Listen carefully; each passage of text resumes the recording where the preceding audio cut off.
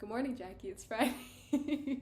Just like the best-selling series by the author J.K. Rowling, this video comes to you in 7 parts. Part 1. I don't think you recognize me from eye level, so I switched it up a little bit. But yes, I guess intro to me. Hello, I'm Anson. But you know that. I don't know why I'm doing this. Okay, next. I've been thinking a lot about the term digital hyperplane just because I came up with it. And hyperplane is subspace within an existing space with n dimensions, and it will always have less than one dimension than the space that it is in. And right now that's very much the case because there are some elements of internet interaction that are lacking. You don't get to read body language, you don't get the act of serendipity, but if online interactions are moving towards real time, our haptic technologies are getting better so that we're able to interact with more than one sense in the digital space. Is there any core essence of humanity that is only maintained through in-person interactions? Third, I've been thinking a lot about the phrase, hard skills get you in, but soft skills get you far. I feel like the interviewing process is one that self-selects for a lot of A-type outgoing personalities, and those aren't necessarily the best people to work with always. Maybe the best people to hang out with, but maybe not the best people to work with. So is there any way to modify or diversify our assessment techniques so that it is more conducive to people that don't make good first impressions?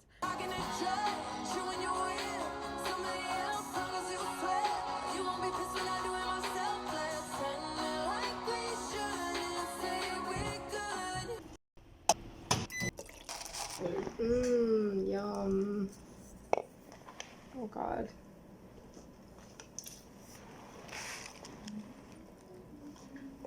The carbonated is really weird. The sparkling part is really weird. I feel like you at least picked a good cereal choice. Like, it's unnatural enough that you can pretend it's intentional. It's like frothy. Yeah, like Raisin Bran sparkling water would be. Adding sparkling water just waters down the milk.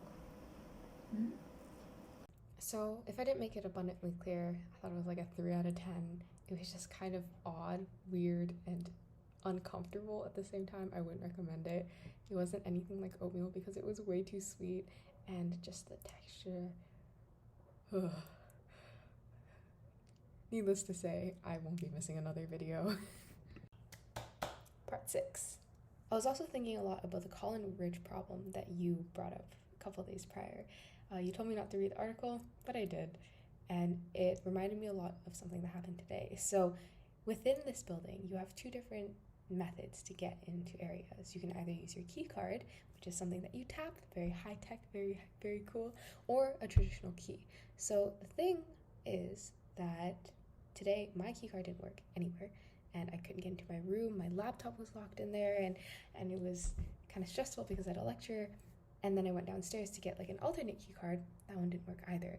So it's just like the sheer amount of power that we put in a technical abstraction layer beyond something that we can like begin to comprehend is like really scary kind of. And I know that this isn't like a huge example, and like there are some conveniences that come with having a key card and not like a physical key.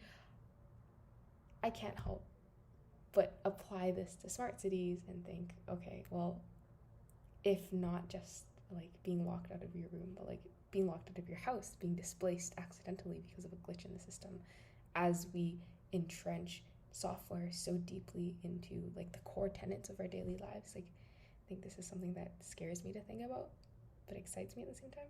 I don't know. Last but not least, thanks for being my co-video person, for encouraging me, for not giving up on me. I really appreciate you. And Jackie, I will see you on Tuesday.